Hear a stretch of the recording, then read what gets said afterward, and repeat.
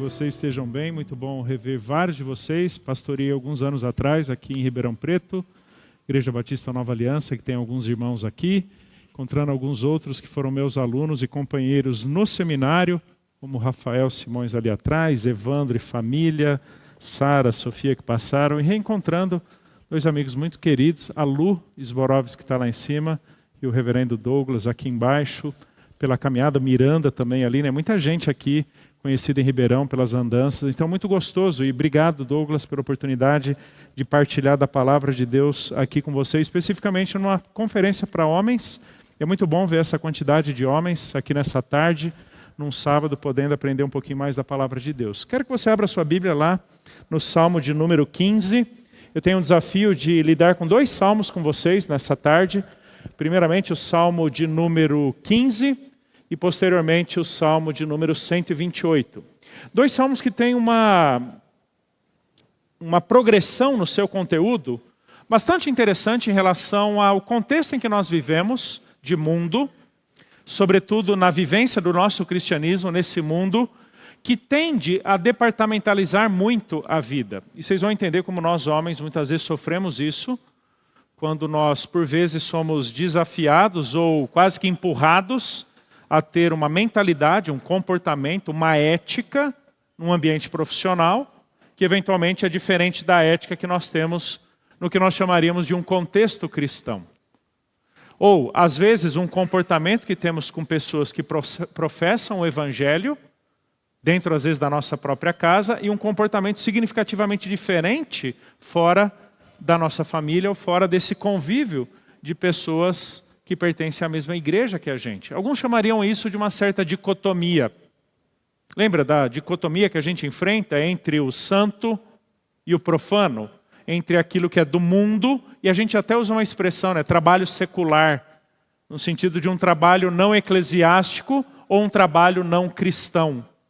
Lembro até de duas conversas que eu tive com dois jovens, já profissionais, já um pouco mais velhos, perto aí dos seus 25, 27 anos, onde um deles compartilhando das suas lutas como homem, das suas dificuldades na área da sua sexualidade, né, manter a sua pureza, e ele disse o seguinte: Helder, eu acho que você talvez não me entenda porque você é pastor, né?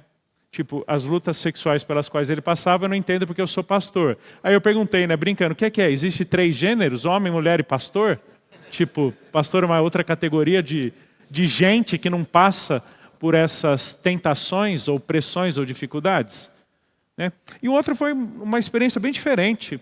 A pessoa estava compartilhando sobre tensões no seu ambiente de trabalho, em que essa pessoa queria minha ajuda para orientá-la se ela deveria dar nessa circunstância a opinião dela como cristã ou como profissional. Entendeu? Eu dou minha opinião como cristã ou como profissional. Eu sei que existem muitas complexidades nisso, mas se a nossa opinião, se as verdades nas quais acreditamos por causa do cristianismo são distintas das nossas convicções profissionais e, portanto, das nossas práticas como profissionais, nós não entendemos porque somos cristãos e nós não entendemos porque é que Deus nos permitiu ser cristãos profissionais onde nós nos encontramos. Essa é a clássica dicotomia entre as coisas que são de Deus e as coisas que são do mundo. Agora, não pense que isso é novo. O Salmo de número 15 trata muito disso, revela muito para a gente entre o que seria uma mentalidade, um pressuposto religioso de adoração e culto a Deus, e o que seriam práticas éticas ou morais que na mente de muitos não são necessariamente equivalentes às da religião, ou no nosso caso, do cristianismo. Acompanhe comigo aí o Salmo de número 15. Quem, Senhor, habitará no teu tabernáculo? Quem há de morar no teu santo monte? O que vive com integridade, pratica a justiça e de coração fala a verdade. O que não difama com a sua língua, não faz mal ao próximo, nem lança injúria contra o seu vizinho. O que a seus olhos tem por desprezível ao réprobo, mas honra aos que temem ao Senhor.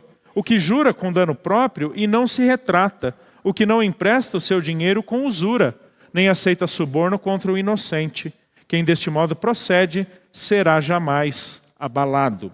Que a gente precisa, queridos, voltar um pouquinho para o contexto judaico antigo, do Antigo Testamento, onde por 3 vezes no ano, toda a comunidade judaica, sobretudo homens, os homens nunca poderiam ter a desculpa de não irem para Jerusalém. Eventualmente mulheres e pessoas idosas e crianças sim. Mas todo homem, acima de 20 anos de idade, obrigatoriamente deveria, por 3 vezes ao ano, ir para Jerusalém para aquelas chamadas festas anuais. E havia uma preocupação, na medida que esses homens fossem chegando até Jerusalém, que é onde se encontrava o templo, é de se eles estavam habilitados ou qualificados para adentrarem no templo.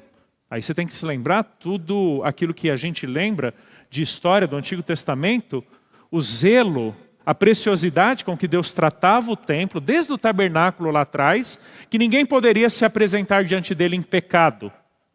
Lembra até que uma vez por ano, o sumo sacerdote entrava no Santo dos Santos e ele tinha que entrar com um dos seus pés amarrados, porque caso ele estivesse desqualificado ou em pecado, ele era fulminado pela glória de Deus.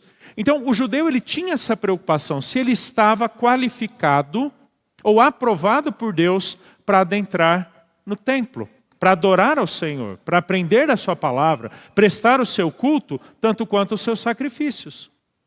Por isso, então, dessas 2 perguntas, no verso 1, quem, Senhor, habitará no teu tabernáculo? Quem há de morar no teu santo templo? Em resumo aqui, e os 2 verbos, tanto habitar quanto morar, não dão a ideia de uma habitação permanente ou uma moradia a longo prazo. Não, aqui é literalmente quem está qualificado a ser teu convidado. Literalmente esses são os termos. Quem é que está qualificado para ser um convidado do Senhor nas tuas festas? Aquela ideia de que Deus colocava para dentro da sua festa quem Ele queria, não aquele que simplesmente desejasse. Então Deus, Senhor, quem é aquele que na tua perspectiva está capacitado a desfrutar da tua presença? Porque é isso que significava o tabernáculo e o santo monte.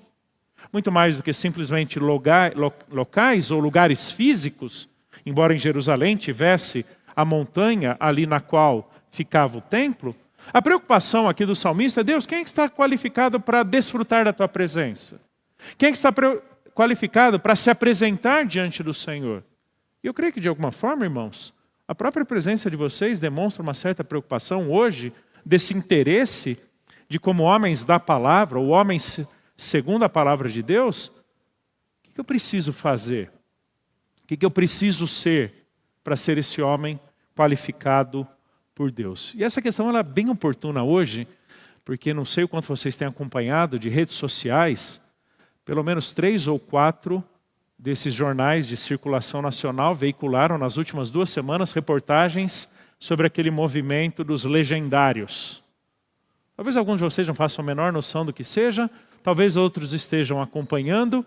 É um movimento supostamente de cunho cristão que tenta trazer o homem que deveria haver em você, só que de outras formas que não necessariamente bíblicas. Embora eles mencionem alguma coisa de escritura, eles não partem de uma perspectiva bíblica do movimento. E a ideia básica é devolver para a família um herói, devolver para a família um machão. Não me parece que essa seja a preocupação aqui do salmista, do herói ou do machão. Até porque a consciência aqui da autoridade de Deus é inequívoca. Não é por causa de quem o homem é, mas por causa de quem Deus é. Essa é a preocupação do salmista.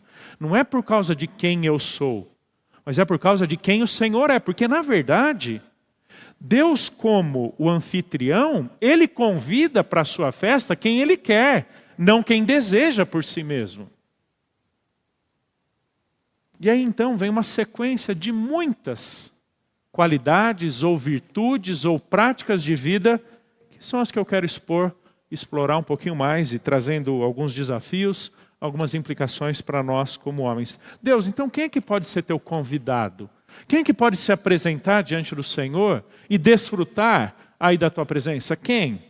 Aquele que vive com integridade e pratica a justiça. É interessante que o Salmo, ele começa com 2 perguntas que na verdade são uma só, tem uma resposta muito longa e então uma garantia ou uma promessa no final do verso 5. Qual é essa resposta de Deus? Para quem é o homem que ele aprova? Quem é esse homem que vive segundo a palavra, o propósito de Deus e que, portanto, pode se apresentar diante dele? Primeiro ponto aí da resposta é um homem que é íntegro e justo na sua vida, nas suas práticas. Eu vou seguir exatamente a terminologia do Salmo de número 15. Quem é que pode desfrutar da presença de Deus? Quem é que pode desfrutar da intimidade com Deus? Quem é que pode se apresentar diante do Senhor? Aquele que vive com integridade e pratica a justiça. É interessante que essa expressão, vive com integridade, é literalmente anda em integridade. O judeu ele tem muito essa perspectiva de caminho. Lembra essa palavra caminho, que várias vezes aparece no Antigo Testamento? Não simplesmente para um trajeto, mas principalmente para uma vida, um propósito, uma conduta, uma mentalidade, um comportamento. O judeu ele tem muita preocupação de não apenas momentos pontuais, mas uma vida toda caracterizada por algo. Então, quando ele fala aquele que vive, é aquele que tem uma jornada. É aquele que tem uma conduta. Não simplesmente momentos específicos de integridade, mas aquele que ao longo de toda a sua vida é caracterizado pela integridade, ou seja, por aquilo que não é sujeito a manchas. O termo aqui integridade significa literalmente isso. Aquilo que não tem manchas. Aquilo que não tem do que se envergonhar, pode se apresentar íntegro, completo. E aqui eu vou colocar um termo que significa aqui também, mas eu quero explicar, perfeito. Perfeito não no sentido de impecabilidade, mas perfeito no sentido de que, ainda que venha a pecar, porque o próprio livro dos Salmos fala que certamente pecaremos, né? Em pecado me concebeu minha mãe, me perdoe até dos pecados que eu não me lembro. Ou seja, há uma realidade em todos nós homens, somos pecadores por natureza. E o viver em integridade não é viver uma vida de impecabilidade, mas até quando peca, busca lidar com essas manchas, de tal forma que não possa ser acusado delas. Interessante que Paulo empresta esse conceito e aplica ali em 1 Timóteo capítulo 3, quando ele fala que o bispo, o pastor, e não pensa que pastor é simplesmente uma categoria inatingível de crentes, mas é o modelo para que todos os outros homens da igreja sejam igualmente, tá? Que esse bispo, esse pastor seja irrepreensível. Seja o quê? Sem manchas. Viva com integridade. E ele também ande ou pratique a justiça. Interessante esse termo, justiça, porque ele é usado em relação ao próprio Deus. Deus é um Deus justo. Deus é um Deus correto. Portanto, todo conceito de justiça precisará necessariamente encontrar respaldo em Deus. Então, quem é o justo é aquele que vive do jeito de Deus. É aquele que vive segundo a justiça de Deus. Por isso que o salmista vai falar no Salmo 119, a tua justiça é justiça eterna. E a tua lei é a própria verdade. Então, praticar a justiça, irmãos, é praticar literalmente aquilo que Deus estabelece como verdade, aquilo que Deus estabelece como fundamento. E é importante a gente lembrar disso daqui, porque naquela dicotomia entre o santo e o profano, entre o que é de Deus e o que é do mundo, não são poucas as vezes que a gente se sente tentado a viver uma justiça humana, mundana, uma ética do ambiente corporativo e não necessariamente a ética de Deus. Preste atenção que a justiça de Deus não é uma justiça simplesmente ideal, inatingível, que a gente tenta e nunca alcança. Não, é aquilo que pauta do que eu penso a como eu me relaciono com pessoas. Daquilo que eu não faço até aquilo que eu falo. A justiça que em Deuteronômio e posteriormente no próprio livro dos Salmos, lida até com os meus negócios. Por exemplo, balança enganosa, Provérbios fala, é abominação ao Senhor. Ou seja, se eu não sou justo nos meus negócios, eu sou abominável diante do Senhor. Porque como posso eu querer ser justo diante de Deus, a quem eu não vejo, se eu não sou capaz de ser justo diante das pessoas a quem eu vejo? Estou querendo enganar quem? Então, viver com integridade, praticar a justiça, falam muito mais de um estilo de vida do que simplesmente momentos específicos ou pontuais na nossa vida. Esse é o desafio que nós temos, queridos. Manter uma coerência, uma integridade, não apenas quando pessoas estão vendo. É interessante, e na nossa igreja, ali na Primeira Batista em Araras, eu e minha esposa trabalhamos com todo o Ministério de Famílias, desde noivos até a educação de filhos, passando por homens, mulheres e tudo mais. É muito interessante quando jovens casais casados estão pensando em ter filhos e muitos deles falam que eles precisam corrigir algumas coisas na vida porque agora eles vão ter filhos e eles querem dar um bom exemplo. Que péssimo argumento e motivação. Se a tua justiça é por causa dos teus filhos e não por causa do teu compromisso com Deus, você não entendeu diante de quem você está e para quem você vive. O teu testemunho não é por causa das pessoas que te veem. Eu vou chegar numa implicação bem no fim da mensagem, mas eu já quero adiantá-la um pouquinho. Aquilo que os puritanos chamavam de corandeu, diante da face de Deus. Ou seja, antes de eu estar diante de pessoas, eu estou invariavelmente diante de Deus. Então, se alguém quer corrigir algo na sua vida, porque vai ter filhos e tem um exemplo a dar, não entendeu o Deus diante de quem invariavelmente está. Entendeu a pergunta do salmista? Senhor, quem é que pode habitar no teu tabernáculo? Deus, quem é que pode se apresentar diante do Senhor? O texto não fala sobre nós, tá bom? O texto fala sobre Deus e o que Deus espera dos seus filhos. Então, muito antes de ser simplesmente prática minha para Deus, é a expectativa de Deus para comigo. Uma vida de integridade e justiça. Sequência do texto,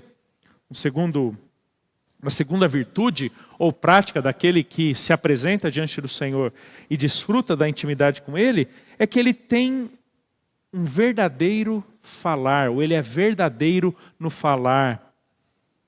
Ele é íntegro nas suas palavras. Olha o que diz o final do verso 2 e o início do 3.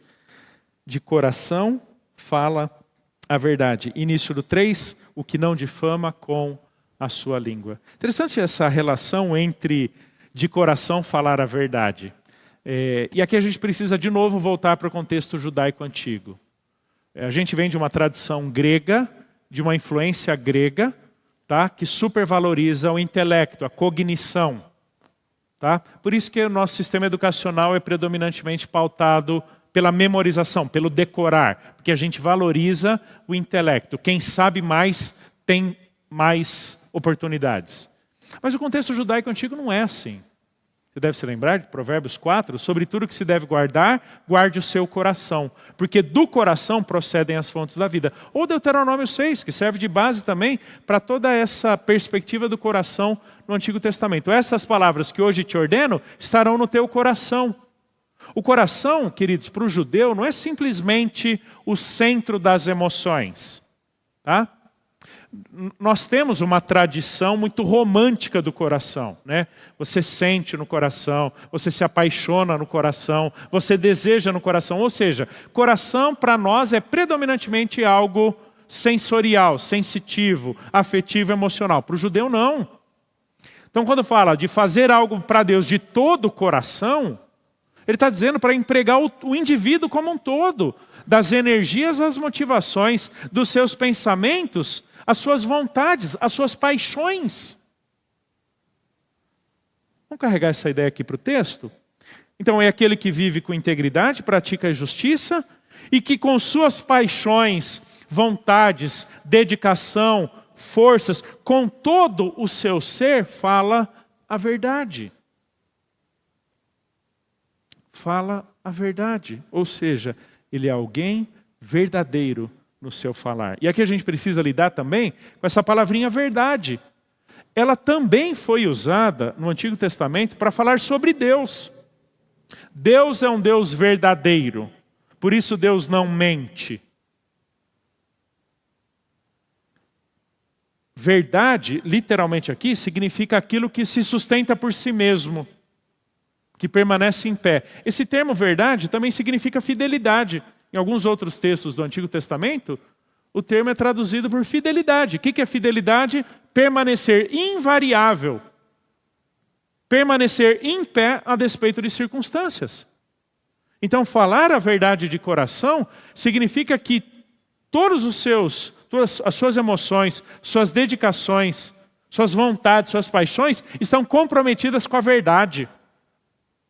Na verdade, só falamos a verdade porque somos comprometidos com a verdade. Porque se você não tem compromisso com a verdade, será questão de tempo para que você minta. Negociamos a verdade quando julgamos haver maior benefício na mentira. Ok? Mas olha que interessante. Se Deus é a verdade, se Deus é verdadeiro, se a palavra de Deus é a verdade, nós não mentimos, não porque a mentira não tem algum benefício, ou porque a mentira tem perna curta, mas porque a mentira é contra a verdade de Deus. Ou seja, o nosso compromisso, a nossa ética não é circunstancial.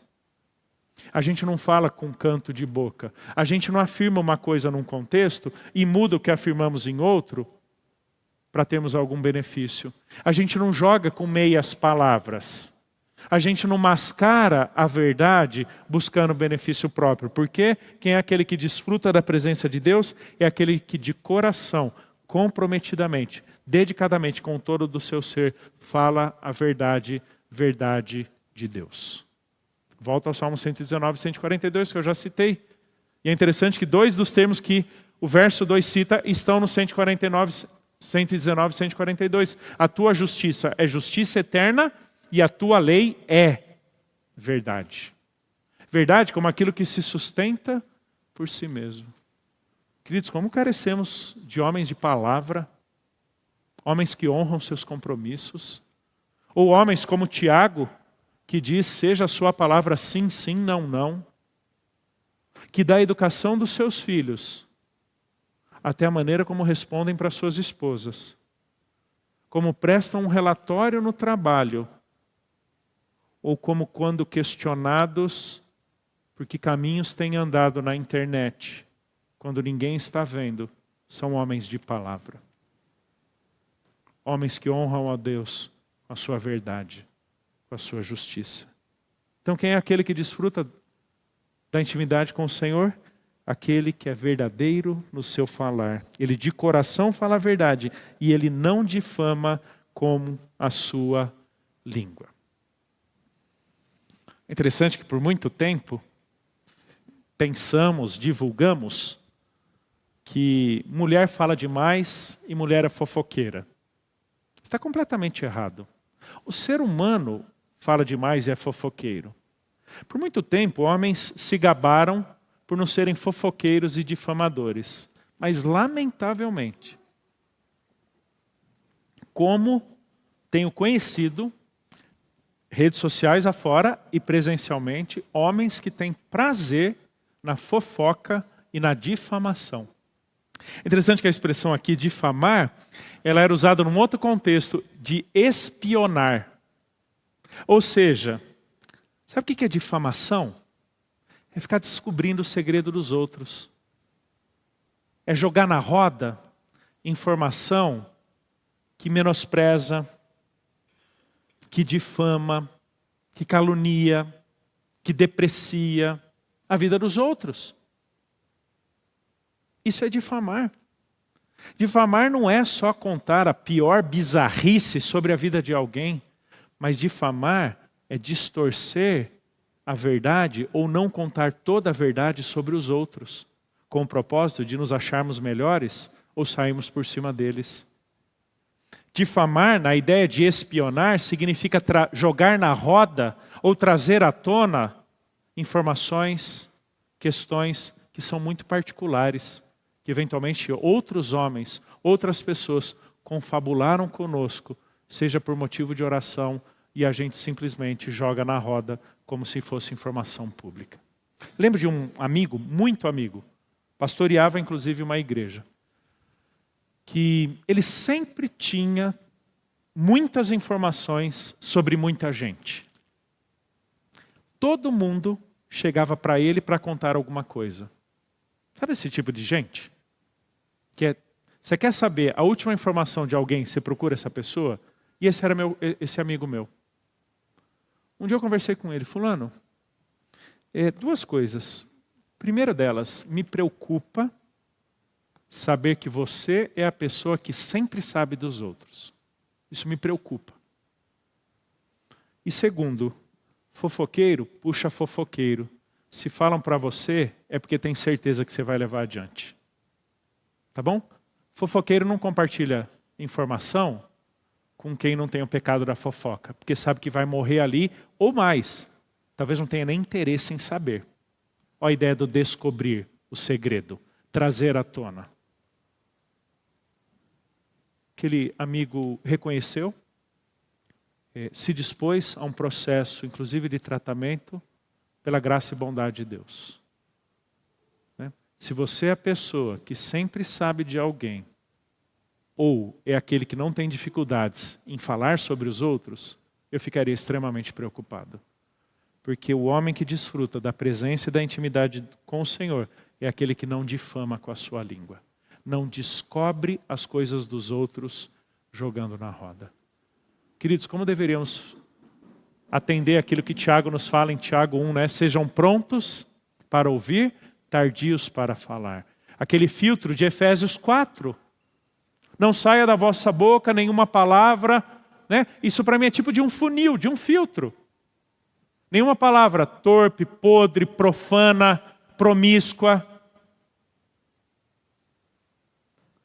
Não saia da vossa boca nenhuma palavra torpe, mas sim unicamente a que for boa para a edificação, que transmita a graça aos que ouvem. Queridos, deveríamos colocar filtros nas nossas bocas. Ou como diz o próprio salmista, que as palavras dos meus lábios e o meditar do meu coração sejam agradáveis ao Senhor. Ou o próprio salmista, põe em guarda a minha boca. Queridos, como pecamos com o falar. Às vezes, muito dentro do próprio convívio cristão. Então, quem é que desfruta desse bom convidado de Deus no seu tabernáculo? Aquele que é íntegro e justo, aquele que é verdadeiro no falar, e seguindo o final do verso 3, aquele que não faz mal ao próximo, nem lança injúria contra o seu vizinho. Quero encapsular essas duas ideias dentro de lealdade, porque é exatamente isso que significa. Tá bom? Não faz mal ao próximo, nem lança injúria contra o seu vizinho. E antes de lidar propriamente com fazer mal e lançar injúria, eu preciso lidar com a ideia judaica do próximo e do vizinho. Você deve se lembrar que naquele contexto judaico, nós não tínhamos cidades tão particionadas, tão privatizadas quanto a gente tem hoje. Tá bom? Onde a minha casa é minha casa e ela é inacessível para as outras pessoas. Tá? Você pode ter 4 apartamentos, um do lado do outro, e você não sabe nada da vida do outro. Você não faz a menor ideia do que acontece no apartamento do lado. Tá bom? Essa é a privatização da nossa vida. Isso não é o judeu desse tempo. Eles viviam em tribos, eles viviam em clãs, eles viviam em grandes famílias. Inclusive, toda essa turma se juntava frequentemente para as festas, para as refeições, para plantar, para colher, para ir para Jerusalém, para adorar e fazer um monte de coisa. Ou seja, os relacionamentos, eles eram muito mais intensos e intencionais. Essa turma se envolvia muito, tanto é que Provérbios fala demais do amigo. Lembra? Do amigo, do próximo, a pessoa do convívio. Então, o judeu, ele vivia nesse contexto relacionamentos muito íntimos, relacionamentos muito próximos, muito estreitos. O que é, inclusive, no que o pastor Douglas falou, um dos propósitos dessa conferência. Desenvolver relacionamentos, desfrutarmos da amizade, criarmos uma história juntos. Claro, progressivamente, mas esse é um propósito. Então o judeu, ele tinha muito esse conceito do vizinho, do próximo. É gente de convívio, gente de intimidade, gente que come junto, gente que trabalha junto. Então pega esse contexto e traga para cá.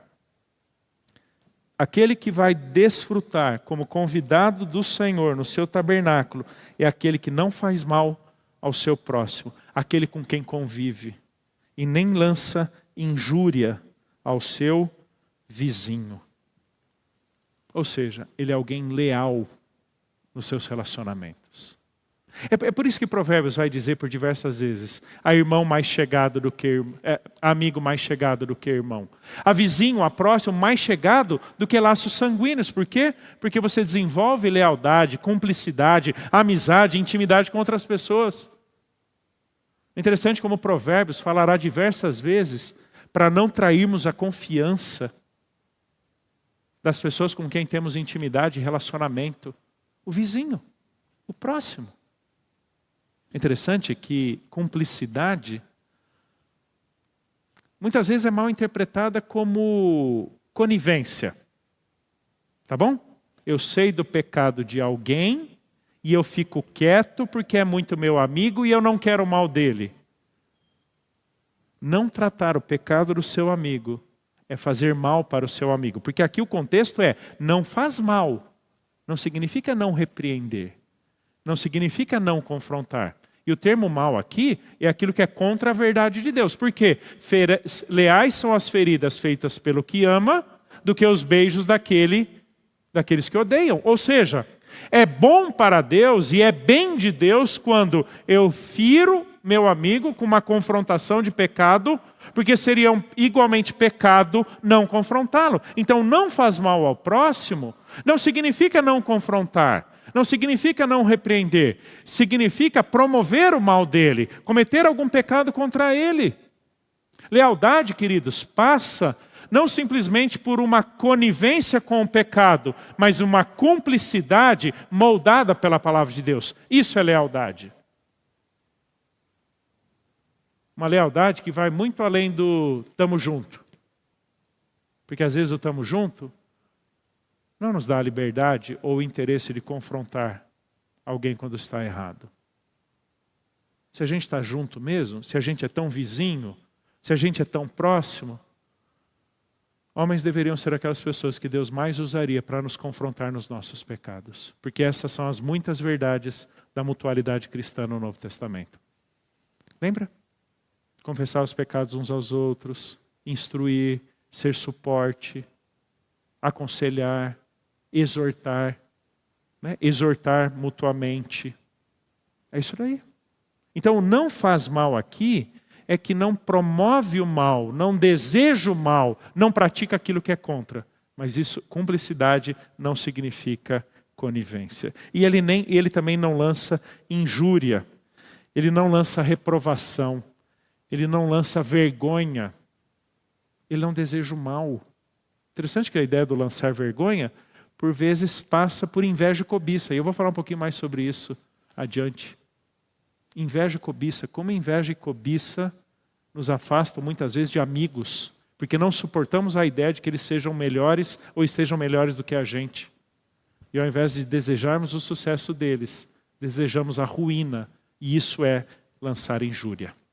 Não porque você verbaliza, mas porque talvez você deseje que ele não se dê tão bem assim. Isso faz parte do lançar injúria. Vergonha, reprovação, ou do que bom que se deu mal. Não, se somos íntimos, se temos desfrutado de amizade, com lealdade, construamos ou costuremos esses relacionamentos. Você não precisa subir uma montanha pagando R$ 1.490 em 10 vezes sem juros para descobrir que você precisa ter amigos. A Bíblia já te disse isso. Isso é o cristianismo. Isso é o evangelho. Isso é a igreja. Seja leal aos seus amigos. Seja leal às suas esposas. Sejam leais às suas famílias. Honrem os compromissos que vocês assumiram. Isso é lealdade. Continuando, verso 4. Vocês estão vendo aqui que não é um ou outro, né? Não é ser íntegro ou justo. Não é falar a verdade ou não fazer o mal. Não. É uma pergunta com uma resposta. Quem será o bom convidado do Senhor que o Senhor vai aceitar na sua casa? Aí vem uma resposta multifacetada. Verso 4. O que aos seus olhos tem por desprezível ao réprobo, mas honra aos que temem ao Senhor. Ou seja, é aquele que reprova o erro. E reprova E tem por desprezível aquele que se compraz no erro, que ama a impiedade e a maldade. Ou seja, você não apenas reprova o que é errado, tipo aquilo que Paulo fala em Romanos 16. Sejamos sábios para o bem e simples para o mal. Ou seja, olhemos para o mal com distância. Isso não é para mim, não. Ou, Provérbios capítulo 1, quando já um homem adulto fala para o seu filho: filho meu, se os pecadores te chamarem para fazerem o mal, foge. Porque reprovar o erro não é apenas você ver o erro, pensar o quão perto você pode chegar dele sem praticá-lo. Não, é o quão distante você passa do erro, porque aquilo é o exato oposto da tua santidade em Jesus. Essa é a ideia de reprovação, ou ter por desprezível. Você prestou atenção no verso 4? O que a seus olhos, ou seja, só o ver já faz aquilo ser desprezível, repugnante. Quanto reprova, despreza quem pratica, se compraz e é completamente dedicado ao mal. Isso quer dizer que eu tenho que ser leal aos meus amigos e decidir não ter qualquer contato com aqueles que são intencionalmente, dedicadamente, comprometidamente com a perversidade. Entendeu? Ou seja, a vida com Deus não é algo simplesmente religioso, santo, que oferecemos dentro da igreja, verticalmente, mas aquilo que inclusive horizontalmente determina até os relacionamentos que eu tenho ou não tenho. Não tenha intimidade, não tenha contato, não tenha relacionamento significativo com pessoas que são comprometidamente dedicadas ao mal, à perversidade. Isso envolve, embora não necessariamente estivesse subentendido aqui, mas no nosso contexto sim, isso envolve inclusive relacionamento com pessoas do sexo oposto, com mulheres que são vulgares, com mulheres que são eventualmente sensuais, que se insinuam para todos, e você às vezes vai querer ser simplesmente legal com elas. Isso está errado. Isso é pecado. Ok? Porque eventualmente são pessoas... Provérbios fala muito.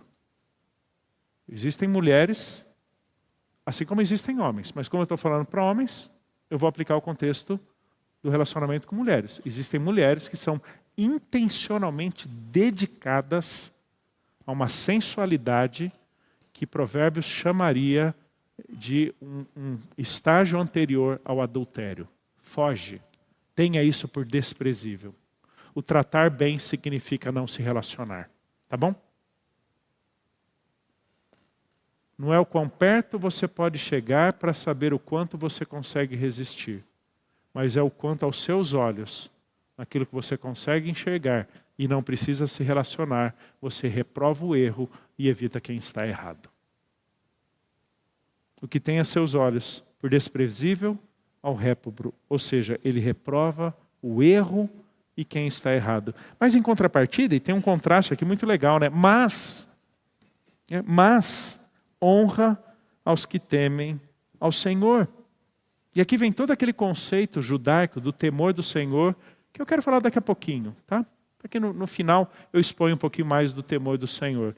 Mas o que eu acho legal desse verso 4 é que esse homem, ele pesa na balança as pessoas com as quais ele se relaciona. Ele faz um juízo de valores. Ele não é preconceituoso, ele não faz acepção de pessoas, mas ele parte da verdade de Deus para entender as pessoas com as quais ele se relaciona e dizer o seguinte: esse não tem nada a ver comigo e esse tem.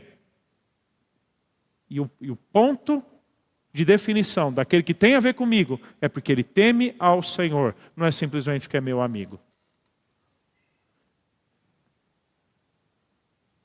Esse juízo de valores, esse pesar na balança, queridos, deveríamos fazer. Já percebeu que quando a gente tem filho, e eu tenho dois já estão inclusive fora de casa, um com 22, outro com 20 anos de idade. É interessante quando nós temos os nossos filhos pequenininhos, que a gente tem uma preocupação absurda de com quem vão ser os amigos deles. Sim ou não? Na escola, até na igreja, na vizinhança, no clube, no condomínio. A gente está muito preocupado, a gente fica até meio paranoico, né? Quer saber quem é a criança, quem é a família, o que faz, o que não faz. Mas sabe o que vai acontecendo? Nós vamos envelhecendo e a gente deixa de ter esses critérios em relação às pessoas com as quais nós nos relacionamos. Da roda de um cafezinho até as mensagens que trocamos no secreto da internet. Queridos, se os filtros que usamos para os nossos filhos são bíblicos, e por serem bíblicos são permanentes, por que não usamos esses mesmos filtros para nós mesmos enquanto adultos? Aqui é um juízo de valores. Você está colocando na balança o tipo de pessoa com quem você convive. O tipo de pessoa que te influencia. Com quem você partilha da sua vida.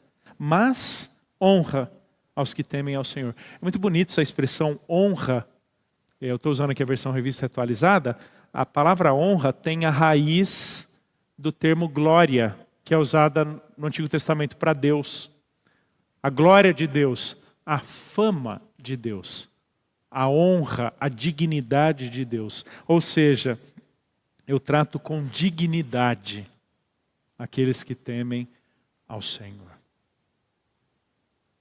Deixa eu falar um pouquinho para vocês, pais, sobre educação de filhos.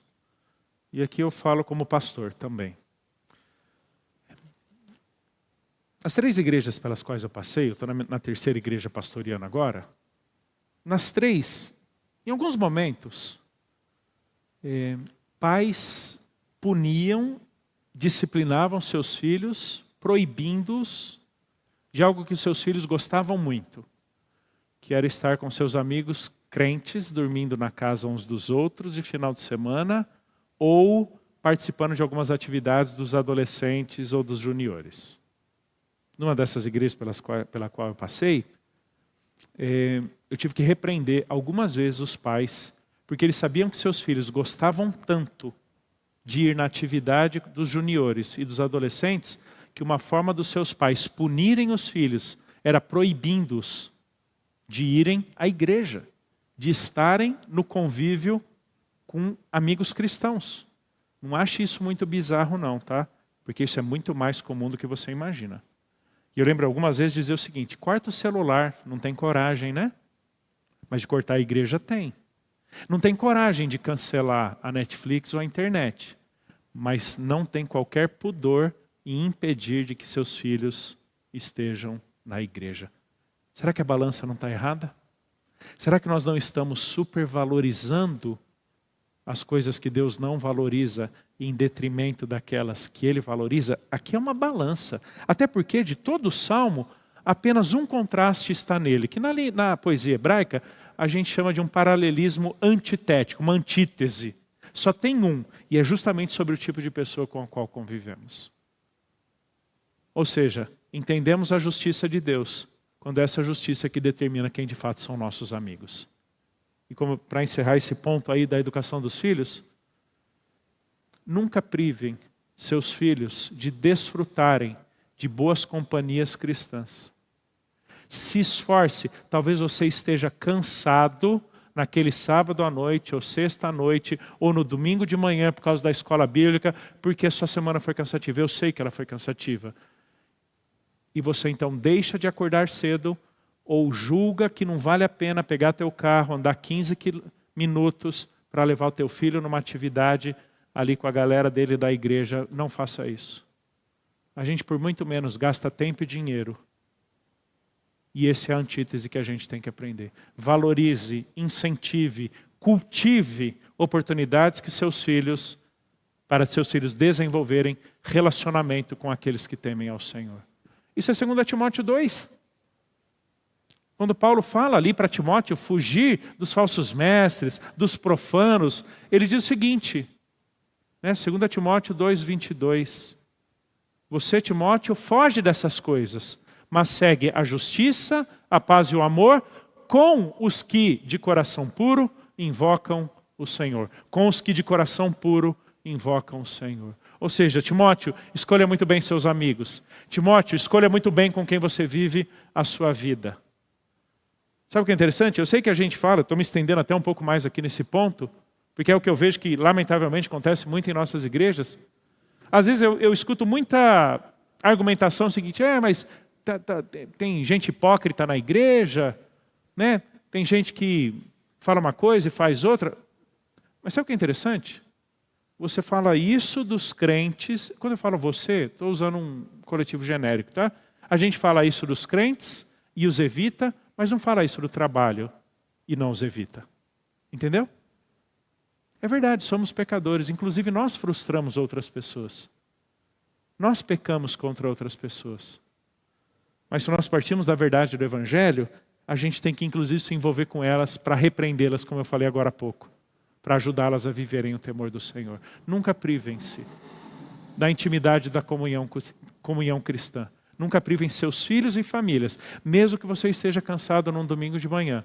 E talvez seja a única oportunidade que seus filhos têm de um convívio mais estreito com a geração deles, com a idade deles, indo para uma escola bíblica. Vá. Mesmo que se você viajou a semana toda, e teu sábado à tarde é quando você gostaria de dormir, e é quando acontece a atividade das crianças na tua igreja, leve-os. Você está ajudando eles a fazerem um juízo de valores de quem são as pessoas com as quais eles de fato precisam aprender a conviver. E o final do verso 4, ele teme ao Senhor, mas ele também é honrado. Ele jura com dano próprio e não se retrata. Pesada essa expressão.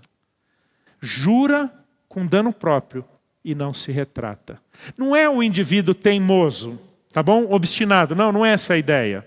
Até porque o contexto de juramento válido no Antigo Testamento é gente que jurava lealdade, jurava, vamos pensar nos homens, hombridade por aqueles que eram de fato seus compromissos verdadeiros.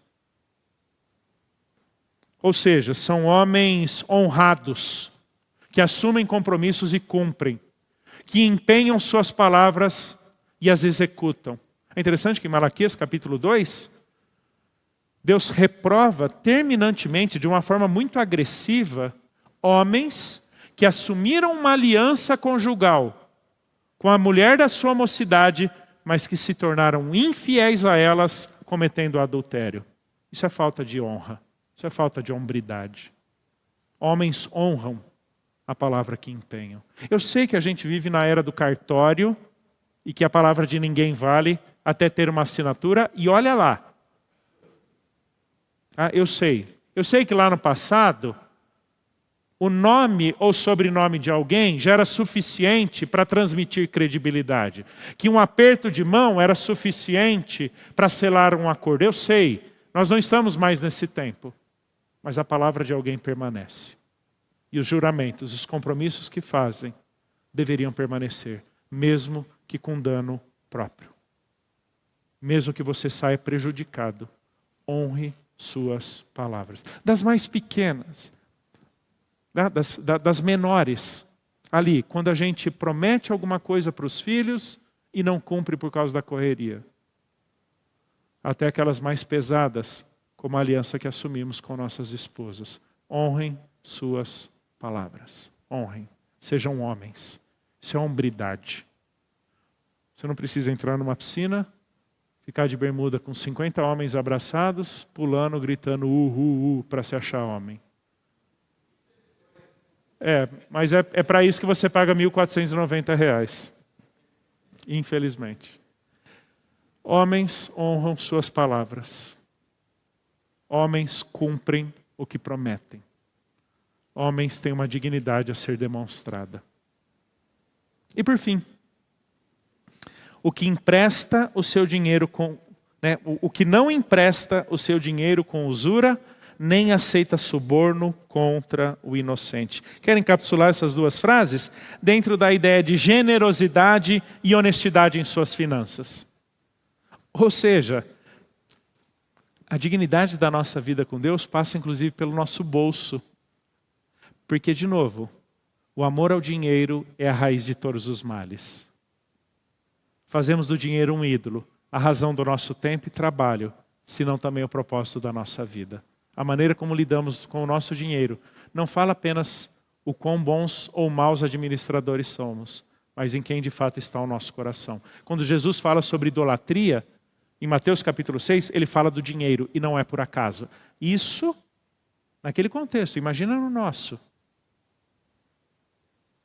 Extremamente influenciado e girando em torno do dinheiro a todo custo. Ele não empresta o seu dinheiro com usura. Ele não explora, a ideia aqui é não explorar. Era muito comum nessa época, fora de Israel, porque a lei de Deus proibia o empréstimo com juros para o seu irmão judeu. Você podia emprestar com juros para o estrangeiro, mas para o seu irmão judeu não. Era muito comum nessa época juros de 50%. Isso era normal. Tá bom? É que eles não conheciam crédito rotativo, né? Os juros do cartão de crédito, né? 50% é o que você fica só no segundo mês, né? 360 é o que você chega no fim do ano, né? Mas era muito comum. Aqui, queridos, aqui o ponto não é o dinheiro, tá? O dinheiro pelo dinheiro. Mas é o como você se relaciona com pessoas em necessidade. Esse é o ponto. Porque muitos judeus eram pobres. E a Bíblia diz que sempre existirão pobres. Por que o judeu não podia emprestar seu dinheiro para o seu irmão judeu com taxa, com juros? Porque eventualmente a pobreza dele era uma oportunidade que Deus dava para a generosidade do outro. É o que Paulo vai dizer em 1 Timóteo 6. Exorta aos ricos do presente século que sejam generosos. Não é sobre dinheiro. É sobre generosidade. É sobre como você trata pessoas em necessidade. É como Deus te usa para suprir as necessidades dos outros.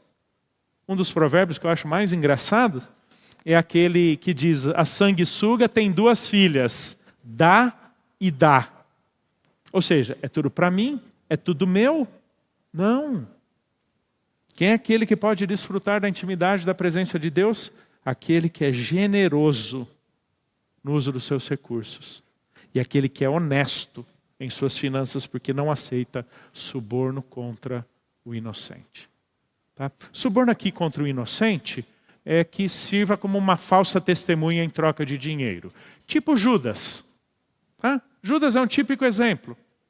Ele testemunha contra uma pessoa justa, que é Jesus, em troca de dinheiro.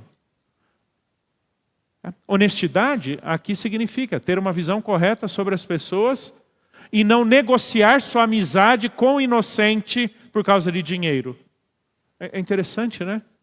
Como às vezes por causa de uma promoção na empresa, não são poucos os que negociam seus relacionamentos. Ou pessoas que olham para colegas de trabalho como simples degraus que eu preciso pisar para subir um pouquinho acima. Essa é a ideia aqui.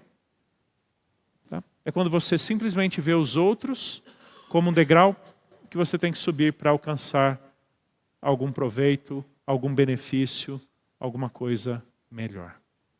Ou seja, quem é aquele que vai desfrutar da presença de Deus? Aquele que é generoso e honesto em suas finanças. Diante disso, uma pergunta, uma resposta, uma certeza. Final do verso 5. Quem deste modo procede não será jamais abalado. Ou seja, será aceito por Deus e poderá desfrutar da sua intimidade com o Senhor. Diante disso, chegam alguns desafios finais, bem rápidos. Primeiro, aquilo que eu mencionei sobre o temor de Deus. Gosto muito do Provérbios 14, 26. Quem teme ao Senhor tem forte amparo. Isso é refúgio para os seus filhos. Irmãos, o maior legado que podemos deixar para os nossos filhos não é uma boa poupança, não é estabilidade financeira, a melhor faculdade ou uma carreira encaminhada, mas é o temor de Deus. Porque nisso ele tem segurança, nisso ele tem fortaleza. Nenhum sucesso na vida profissional, financeira, patrimonial compensa o fracasso na vida com Deus. Quem teme ao Senhor tem forte amparo E isso é refúgio para os seus filhos. Essa preocupação do Salmo 15 não é simplesmente poder entrar no tabernáculo, mas desafiar pessoas a uma vida de santidade, de integridade, para que testemunhem para as próximas gerações quem é o homem que Deus aceita. Segundo desafio, aquilo que eu mencionei sobre o corandeu, não é simplesmente um apanhado de atitudes pontuais de integridade, justiça ou falar a verdade. Não, é uma vida vivida diante da face de Deus. Isso é 1 Coríntios 10, 31 na prática. Quer comais, quer bebais, ou façais outra coisa qualquer, façam tudo para a glória de Deus. Nesse tudo, coloque tudo. Do dirigir do carro ao fazer um negócio. De uma foto que eu curto a um site que eu acesso. De uma resposta que eu dou à minha esposa ou uma piada que eu escuto. Tudo. Coloque tudo, tudo. Quer você coma, quer você beba, quer você faça qualquer outra coisa. Dessas muitas outras, façam tudo para a glória de Deus. Essa é a ideia de corandeu. Corandeu é um termo em latim que significa diante da face de Deus. É aquela consciência que o Ezequias, rei de Israel, tinha.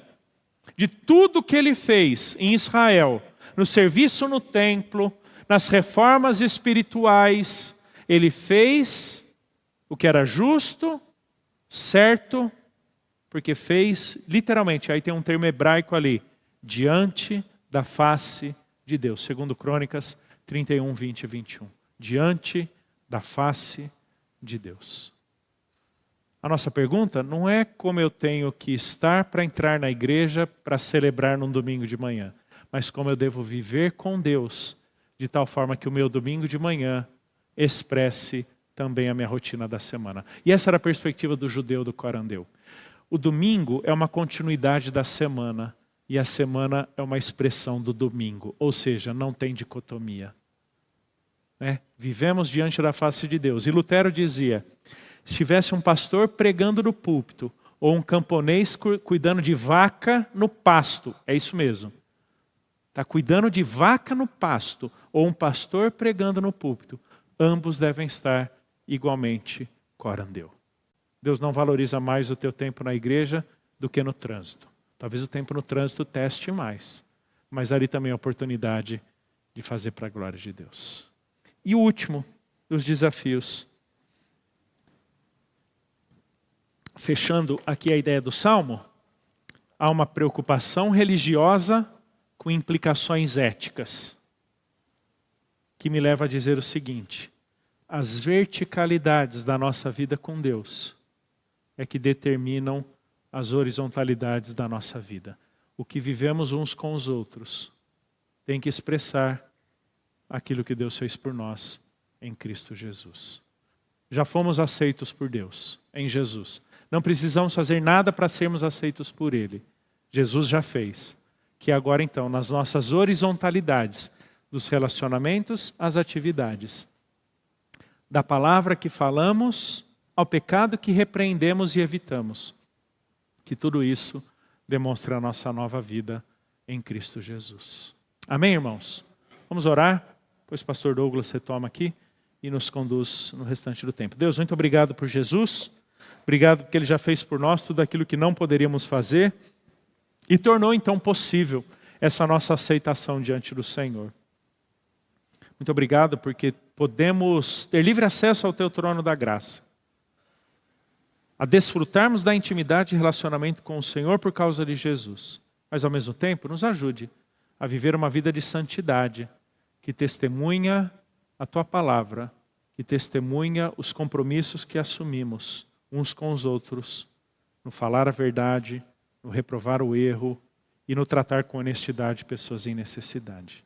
Nos dê ainda um bom tempo agora de intervalo e depois de um segundo momento juntos estudando a Tua palavra. Amém.